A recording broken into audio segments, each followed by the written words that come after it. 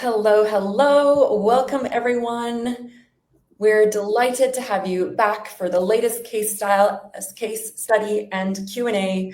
And on today's docket, we're delighted to reintroduce AJ Wilton, the Gold Coast's own mastermind behind the Mort series, as we dive into the fifth book, where every chapter seems to have a twist waiting to be sprung, and we're certainly expecting to be kept on our toes today. More than ever, we're delighted that joining him on this Q&A is Garrick Webster, the editor-in-chief and co-founder of Crime Fiction Lovers. It's a first ever guest himself on our show, so we're absolutely thrilled that he could join us today. And we believe that we're very grateful that you're both here. Thank you. What an honor. Thank you. Yes. So for a bit of context, for those of you who are not familiar with Crime Fiction Lover, they are well known for, as the genre suggests, crime fiction. And Garrick is always on the hunt for fresh voices. He thrives in spotting emerging crime authors and following their rise to the top shelves. And he's devoured countless novels and dissected the latest crime series. So we're confident today is certainly going to keep AJ Wilton on his toes as we dive into some questions about the latest book, Double Tap. Now, for those of you who are just settling in, just as a refresher on how the Q&A works, we typically go through the questions from the host and ask AJ Wilton himself. And then at the very end, we will answer some of the questions as they roll in. So feel free to either drop them in the comments, either on Instagram or Facebook, or email us your questions, and we will do our best to address them on today's call. If you're not able to attend the live, this will be available on a replay as well and shared between our newsletter and the blog. So there'll be plenty of opportunities to continue sharing the message.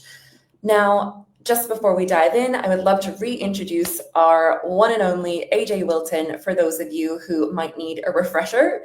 So AJ Wilton is, of course, the Australian author behind the Mortice series, blending twist-laden plots with a sharp cinematic style.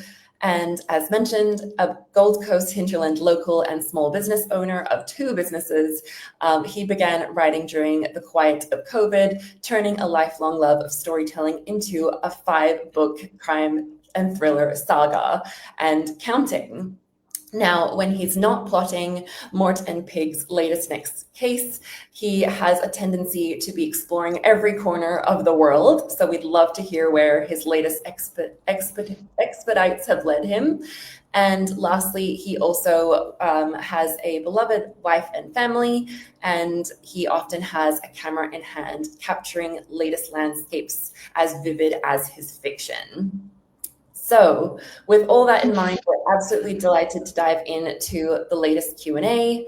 Let's begin. Garrick, please take it away. Okay, thank you. Thank you, Catherine. Hi, John, how are you? I'm good, Derek, thank you. As the editor of Crime Fiction Lover, we do have a sort of brand question that we ask everyone we interview. And that question is, what are crime fiction lovers going to love about your book, Book 5, Mort Double Tap, latest in the series? Well, I guess I'm biased, Garrick, but I think that they will love the same dry Aussie humour as all the books. I like to think there's non-stop action, and readers come to that is something everyone tells me they love about the books. The depth of character is another thing that my fans keep talking about, and there's always something different going on. Is there anything special about this one? Oh, I think there's quite a few things that are special about it, Garrick, but I'm not going to tell you or the readers in case they haven't read it yet. So, okay, you want to avoid any spoilers. Maybe we can got some tasters for them. Sorry, I missed that. With Mort and Pig, where do they find themselves after the conclusion of the previous novel?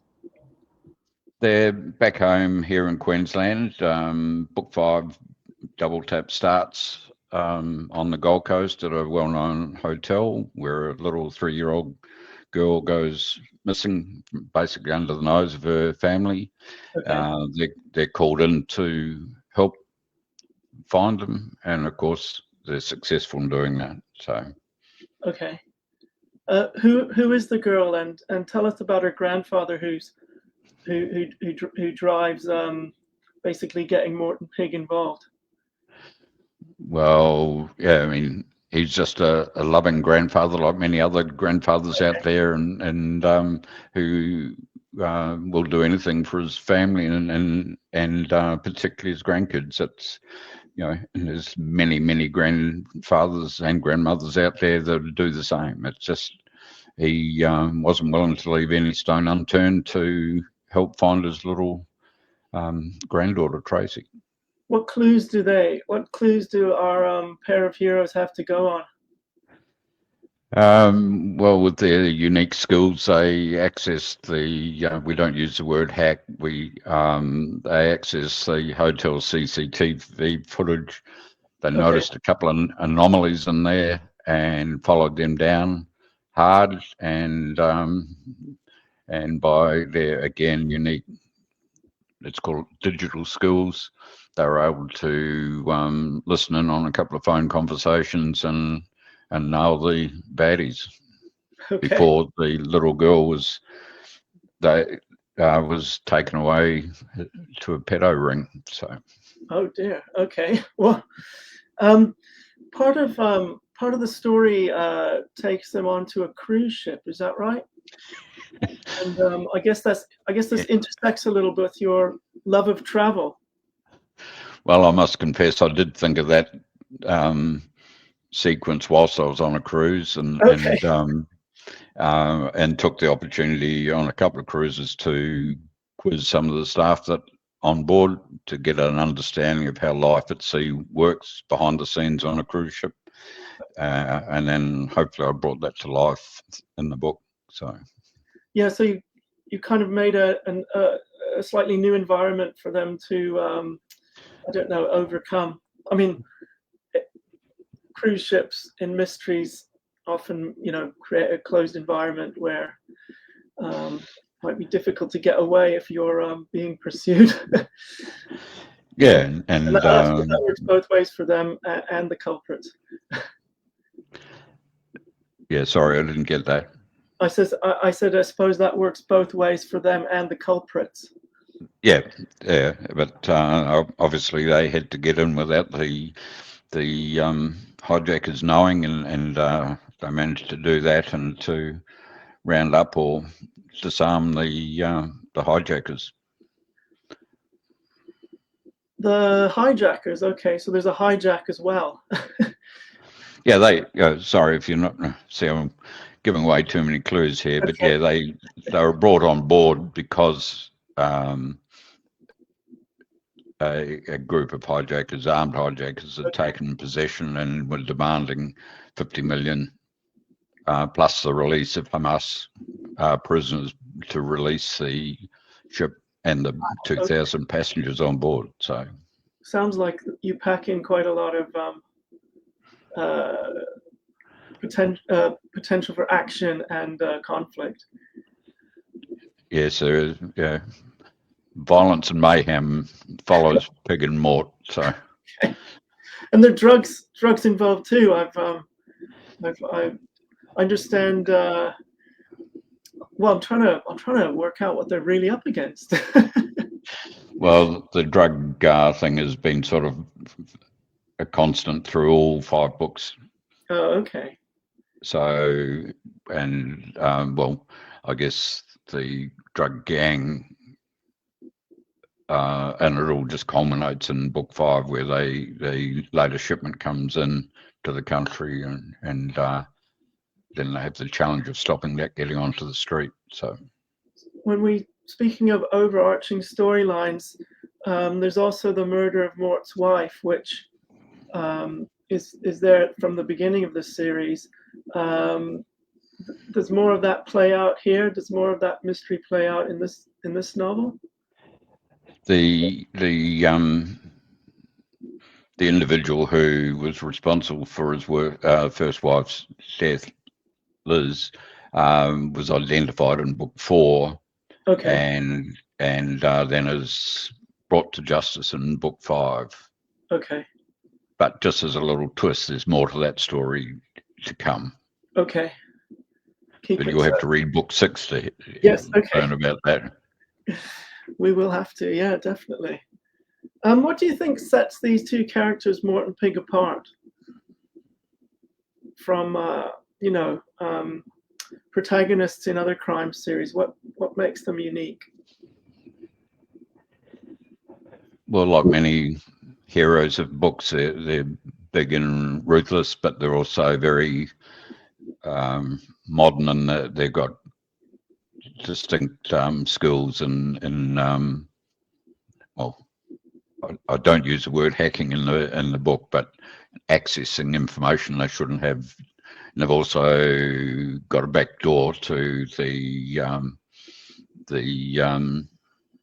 high-level US law enforcement agencies from a favour or number of favours done over the years that they get access to, which helps them significantly different times as well. So. Okay. Yeah. So they've got digital capabilities alongside their muscle and firepower. Yeah. All in one.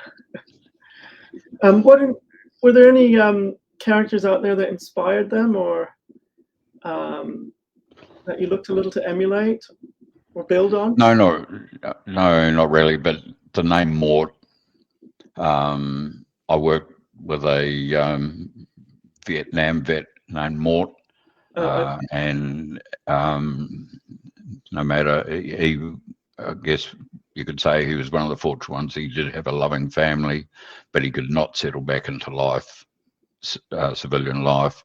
And whilst I worked with him many years ago, he's always stuck in my mind as someone that, paid the ultimate price for serving his country, and that's why I chose the name Mort for the main character. Oh, okay. So there's a little bit of real life inspiration, and a personal connection. And Pig, I just wanted a name that people would be horrified at. So you do focus, like as you've described, you focus on action and excitement and multiple threads and plenty of opportunities for confrontation for these guys. But were there any special bigger themes that you wanted to explore? I guess, as well as the overriding plot, I tend to cover a social issue with each book separately as well. Like we've covered DV abuse, we've covered serial rapists, we've school bullying. All these things have all been subplots in the different books. So that's, and the drug scene obviously has been flowing through there. Okay. So yeah, I try to bring in something out of the social issue into each book and highlight it. So, or from headlines and so on. Does the news inspire much of what you write? Yeah. What about your own inspiration? Which authors do you admire, and what are you reading at the moment? I tend to read similar style action adventure, and Michael Robotham, David Berlucci. Okay. I'm going blank here now. I'm currently reading Backslide or something it's called by James Patterson. Okay. Blindside, by one of the Michael Bennett series. So yeah, there's a few hero characters that I enjoy following. Any other Aussies? I think mine are best. So okay, they're reading yours. Beg your pardon? They're reading yours. Yeah, it'd be nice if they were. I don't imagine, but yeah, You mentioned Michael Robotham. He's a fellow Australian author, isn't he? Yeah. Are there any other Aussies? Are there any other Aussies we should look out for on this side? Not that I read regularly, no. But yeah, I was up against Michael Robotham and a literary award last year, so I thought I was in the big time. So that is a neither of us won, though. So okay, that is a great honor. He's been at it for a long time as well. Yeah, he writes a good book. Yeah.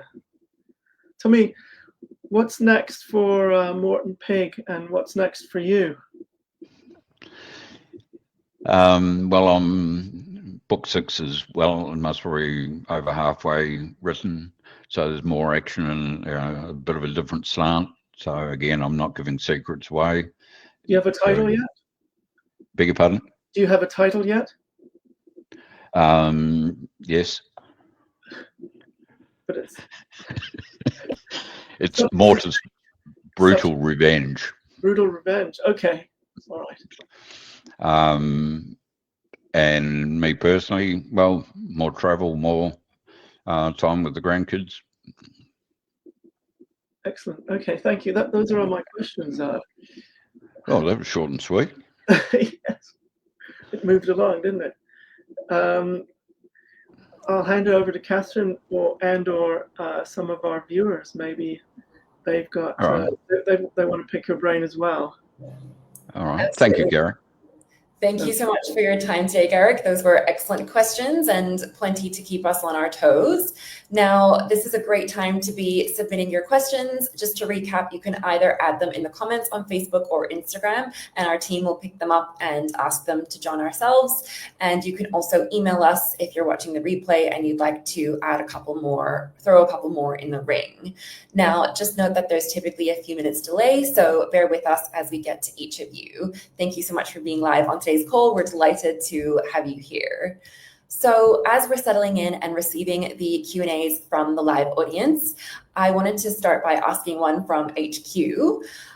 Rumor has it you've disappeared the past few months to an unknown destination, potentially planning the latest plot twists. We have insider scoop that perhaps chimpanzees may have been involved. Are you able to reveal your recent whereabouts? Yeah, I don't think that's a state secret, but I have been, my last trip was into Uganda and Kenya and Africa, where I was fortunate enough to walk with gorillas and chimpanzees and see the wildebeest migration. So 3 awesome experiences that I was fortunate enough to enjoy. So absolutely incredible. Potentially we might see hints of that in the upcoming books. I can certainly see Mortice and Mort in the firing ring, so to speak. Yeah, I mean, yeah, we'll have to see. On safari. Exactly. Yeah. Now, we have a question that's come in from Todd. What is next for Susie in the series? Yes, for anyone who has read the 5th book, we are all very interested to hear an answer to this question. You'll have to read book 6. Fair enough. Another question we have is in Mortice Double Tap Book 5, we are given a unique glimpse into a very private and serious character, MC. Absolutely. How do you balance your public persona with your private life? Is the question about my public life? I believe it's geared, we'll double check, but I believe it's either or, both yourself and the characters. Oh, okay. All right. Because I don't have a public life, so that's easy. So, but yeah, I mean, I guess one of the things people keep saying to me is that they enjoy the depth of character, and there's always 2 sides to everyone. And so to go behind the front door of MGC and his wife, I enjoyed writing that. That was a bit of fun.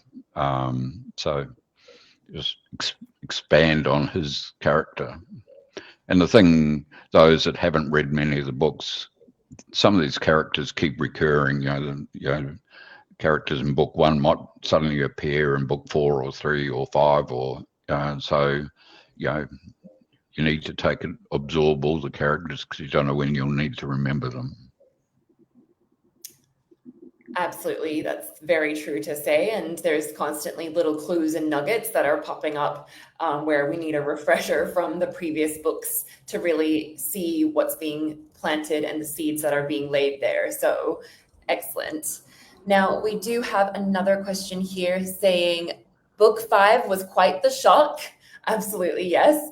Still reeling and tearing. Can you give any clues as to what's coming up in book 6? Book 6 isn't finished yet, so, and I think, I've mentioned previously, I don't write from the front to the back, so it's not really until I finish the book that it's complete. So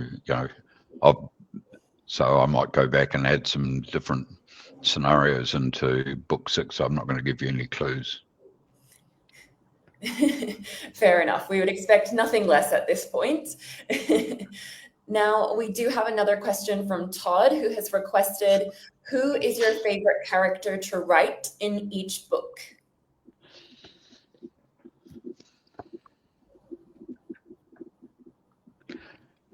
It's interesting to me that the common favorite for the readers is Pig. So I find that interesting. But I think I enjoy writing them all. Obviously, writing Susie is more of a challenge because I'm a bloke. But she's been well loved by many readers, so I guess I've done a fair job of that. Absolutely. I think I speak for many of the women here when I say we absolutely love Susie, and we wish the best for all the characters. Now, with that in mind, another question we just got from Shannon is, will we see more character development of Huang, hopefully I'm saying that correctly, in future books? Yes. Can you elaborate a little bit more on this for those of us who have read book 5 and the others?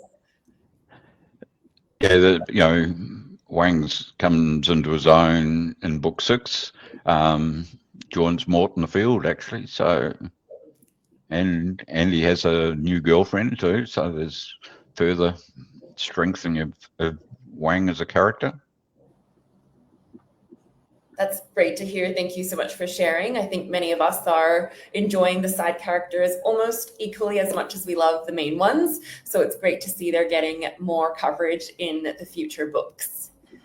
Now, keep the questions coming. We have a few minutes remaining. We'll do our best to squeeze as many in as we can before we close out for the time being.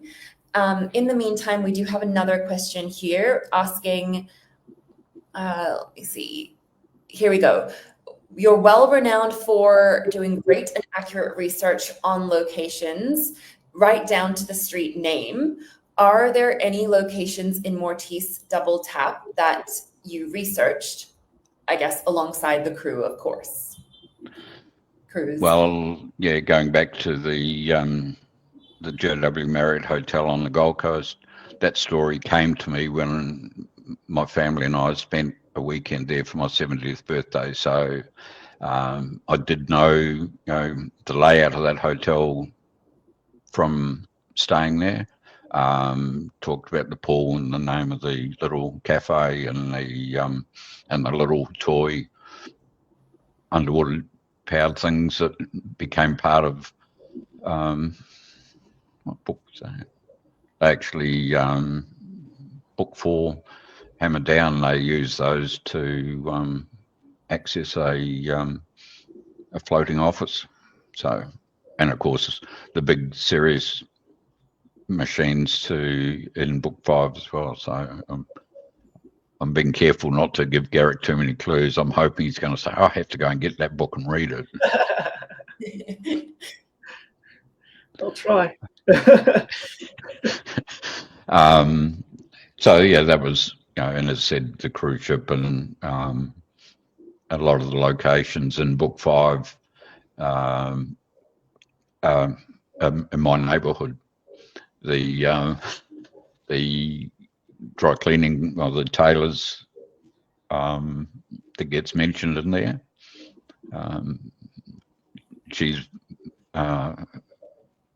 I go in there once a month, most probably, to get dry cleaning done, and she sells my book, so I put her in there. So,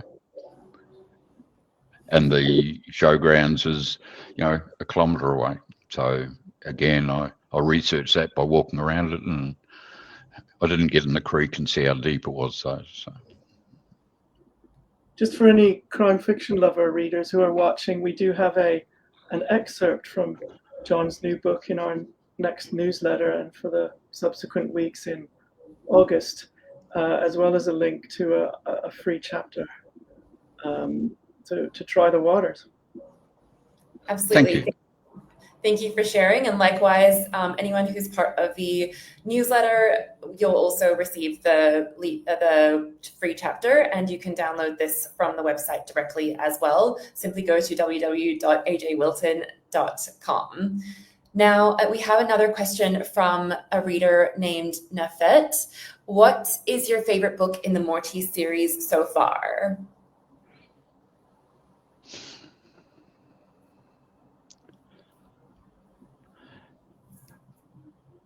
I guess I'd say book 5. Everyone's told me it's the best yet, but the problem is I get so much pleasure out of writing each one. I hand it over to and publish it, and then move on to the next one, and you become fully absorbed in that, and so it's as you're writing each book, it's your favourite, but then once you close it and move on, you tend to focus on the next one. So, and book 6 is taking, well, I haven't given it much time. I've had other things to focus on in the last few months, but I still plan on publishing that before Christmas. So you're like an athlete. You're like an athlete. You're in the game. In the zone, yeah. It's good. Just for those that are interested, I started writing really as a way to switch my brain off, because anyone that runs a small business knows it's all absorbing, all consuming.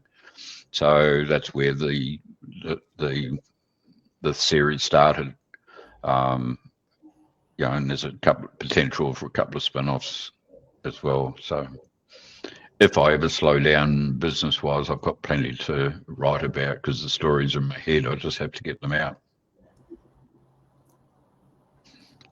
All right, well, we have one last question from Todd to round out today's Q&A.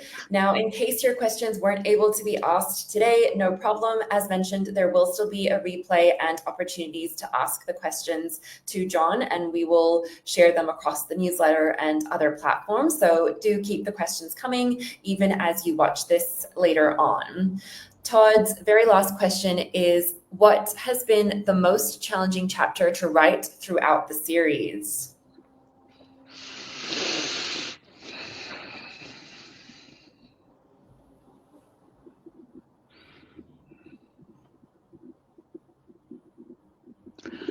Okay, let's take me back. The immediate answer is the climax of book 5. And those that have read it will know why. But also going way back to the early days of Morton and Susie's romance. Some of those scenes were a little bit challenging to write, particularly from Susie's perspective. So, yeah. Great answer. Thank you so much for sharing. All right, well, that brings us to a close for this great Q&A. Garrick, thank you again for your very insightful and thought-provoking questions. We certainly enjoy getting every ounce of details out of AJ Wilton. He's a very mysterious person who keeps us on our toes. And of course, as always, big thank you to everyone who attended live today and all the questions. We truly appreciate your ongoing support. If you haven't already, please continue to leave reviews either on Amazon or Goodreads as we carry on the series. And of course, don't forget to opt in to the latest newsletter, which keeps you informed of all of the latest escapades in the Mortice world. Now, just before we close out, AJ Wilton, is there anything else you'd like to add as we round out the Q&A? Just one thing, like the word mortis is something that's a combination of mort and justice, and it's designed to mean justice mort style, because not all justice goes through a court. So he dishes his own out fairly, as he sees it at least. And Catherine, if I can just say, I really do like the title, AJ Wilton Headquarters. It's got a cool ring to it. So yes, it seems fitting for the series, that's for sure. Well, thank you once again, everyone, for attending this incredible live Q&A. We're thoroughly grateful for Garrick Webster for being the host from Crime Fiction Lover. And of course, we're very grateful for your time today, AJ Wilton. Thank you. And Garrick, thank you for being involved. Certainly appreciated. So if your readers got any questions, fire them off. Yeah. I'll share the link to this video on our Facebook as well. Thank you. Yep. The recording. Yeah. Sounds great. Thank you so much, everyone, for today. We'll wrap it up for now, but keep the questions coming. Keep it on your toes, because who knows what's going to happen in book 6 and beyond. Take care from AJ Wilton Headquarters. Bye-bye. Thank you. Thank you.